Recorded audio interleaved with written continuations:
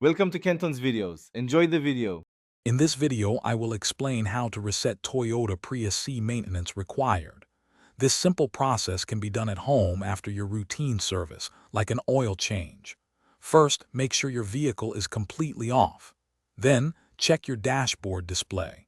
You need to ensure the odometer is showing the total mileage, not a trip meter like Trip A or Trip B. This is a crucial first step for a successful reset. Now, let's begin the reset sequence. With the car off, press and hold the ODO/trip button located on your dashboard. While still holding this button, turn your ignition key to the on position. Remember, do not start the engine. If your Prius C has a push-button start, simply press the power button 2 times without pressing the brake pedal. Keep holding that ODO/trip button. You'll notice a series of dashes appear on your odometer display, like a countdown. These dashes will disappear one by one.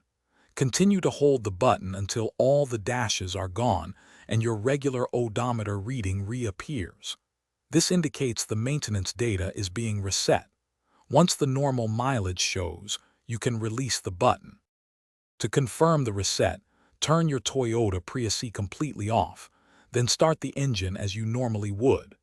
The maintenance required light should now be off.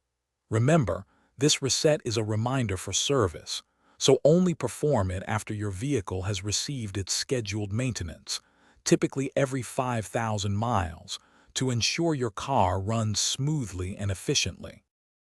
Thanks for watching. Consider subscribing if we helped you.